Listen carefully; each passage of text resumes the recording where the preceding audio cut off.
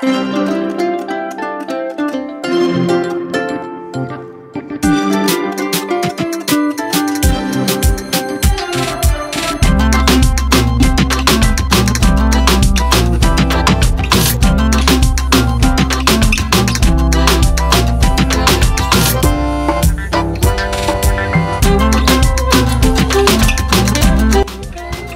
Morning everyone, নিত্যদিনের রকমারির আরেকটি ভিডিওতে তোমাদের সকলকে জানাই স্বাগত।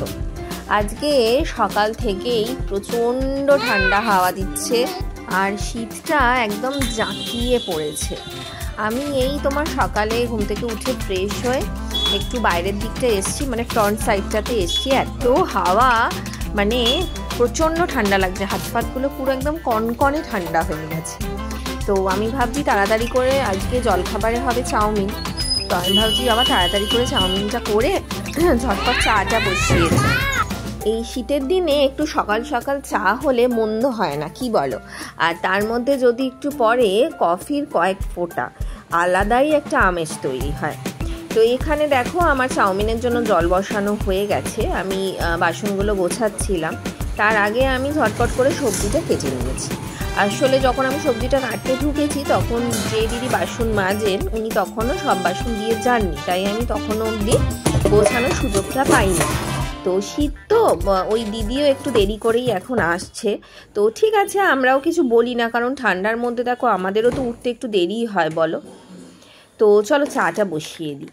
এই যে দুধটা না, এই দুধটা কালকে সৈকত এনেছে, জানো তো। দুধটা একদম জানি না তোমরা কারা কারা এটা ইউজ করো, আজকে আমি ফার্স্ট টাইম এটা ইউজ করে দেখবো কেমন হয়। তো এটা তোমার নর্মালি অন্য দুধগুলো তো 2-3 দিন টাইম থাকে, এটা মোটামুটি লেখা আছে 90 দিন সময় আছে, জানো তো। আর মানে টোন্ড মিল্ক। এবারে আমি চাটা করলে বুঝবো যে কতটা ভালো দুধটা। সৈকত বললো যে এটা এনে দিলাম, একবার ইউজ করে দেখা যাক কেমন, যদি ভালো হয় তাহলে নেক্সট টাইম এটাই আনবে। তো আমি এই চায়ের দুধ বসিয়ে দিলাম।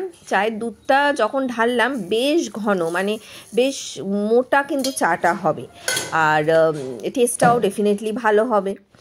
আর এখানে মনি আর কাকুকে খেতে দিয়ে দিয়েছি। আর এখানে আমি চাটা ঝটপট করে নিই, তারপরে সৈকতকে নিয়ে যাব ছাদে। মানে আজকে নিচে আমরা কেউই পারছি না। ছাদে চলে এসেছি জলখাবার নিয়ে। এই আমাদের মানে ছাদেতে রোদ্দুরটা বেশ ভালো আসে, জানো তো। ওই জন্য না ছাদে এসে এই শীতকালে বসার আরামটাই একটা আলাদা, মানে বেশ আরাম লাগে আর কি ছাদে বসতে। আর তার সাথে যদি একটুখানি চা থাকে, জলখাবার থাকে আর গল্প থাকে, তাহলে শীতের আমেজটা কিন্তু আরও বেশি যায়।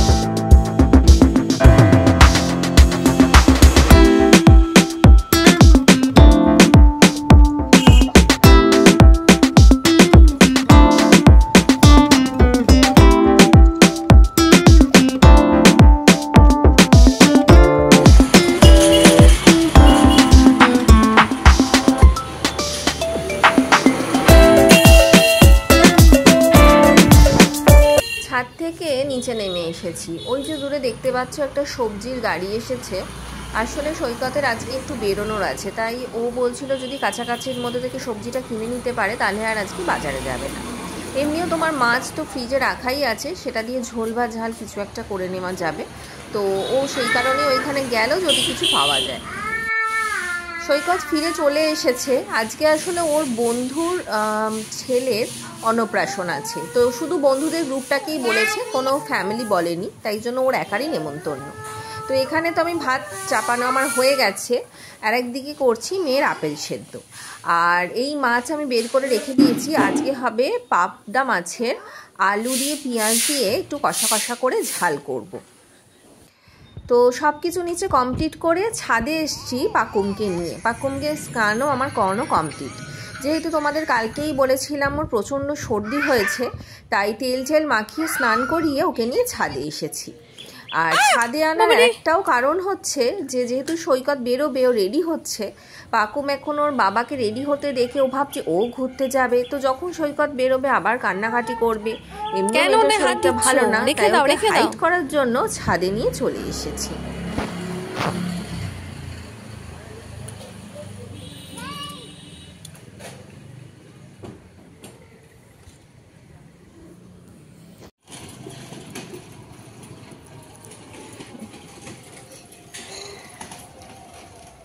ঠিক আছে ঠিক আছে, টাটা। বাবা দাদা আসছে তো বাবা।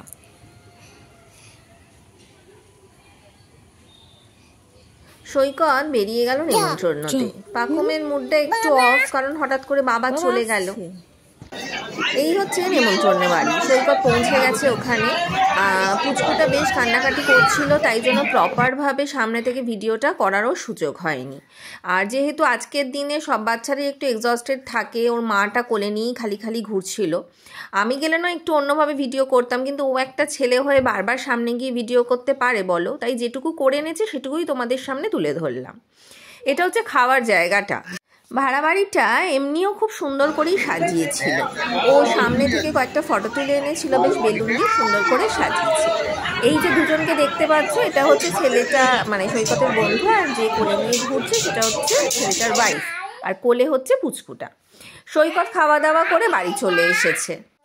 বাড়িতে আসতেই প্রথমে পাকুমকে দিতে হলো ঘুষ, কারণ ওই যে বাবা চলে গেছিলো, তাই সৈকত ওর জন্য নিয়ে এসেছিলো একটা চকলেটস।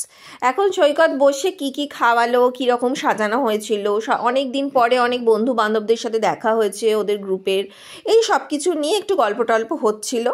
আমার আর মনির আগেই খাওয়া হয়ে গেছিলো, তো আমরা সবাই মিলে একটু গল্প টল্প শুনছিলাম, একটু মজা করছিলাম আর কি, সব কিছু শুনে টুনে। তো তারপরে এখন যাব, সৈকত ফ্রেশ হয়ে নিক, তারপরে পাকুমকে ঘুম পাড়াবো। সন্ধেবেলায় চা নিয়ে সৈকত ক্যাফেতে চলে গেছে। আমি এই পাকুমের জন্য সন্দেশ নিয়ে এসেছি, আর আমি খাচ্ছি চা। আজকে চায়েতে দিয়েছি একটু এলাচ। এমনিতেও সৈকত আর আমি যখন একসাথে চা করি তখন সৈকত এলাচ ফ্লেভারটা ঠিক পছন্দ করে না, তো সেই কারণে আদা দিয়ে করি। সব সময় না, সামটাইম, কিন্তু আমার এলাচ ফ্লেভারটা ভালো লাগে, তাই আজকে করে নিলাম। রাত্রির ঘড়িতে বাজে প্রায় 9:45। এখন যাব রান্নাঘরে। আজকে হবে শুধু রুটি, তাই পাকুমকে ওর দীপ ভাই আর ওর দাব ভাইয়ের কাছে গ্যারেজ করে দিলাম। এখন আজকে তো প্রচণ্ড ঠান্ডা, তাই এখন ওনারা দুজনে একটু কম্বল টম্বল মুড়ি দিয়ে দেখছেন টিভি, আর পাকুম চেয়ারে বসে খাচ্ছে চকলেটস। আমি রান্নাঘরে ঢুকলাম। রান্নাঘরে একটু আগেই ঢুকেছি, আটাটা মেখে রেখেছি। তো আটাটা মেখে 5 মিনিট রাখলে বলে রুটিটা বেশ ভালো হয়। চলো ঝটপট করে গরম গরম রুটিটা করে নিই, তারপরে করব সবাই মিলে ডিনার। আজকে প্রচণ্ড ঠান্ডায় কেমন কাটছে তোমাদের বছরের দ্বিতীয় দিন? আজকের ব্লগটা এখানেই শেষ করলাম। যদি কিছু ভালো লেগে থাকে লাইক কমেন্ট, চ্যানেলটা সাবস্ক্রাইব করো। ভালো থেকো, টাটা।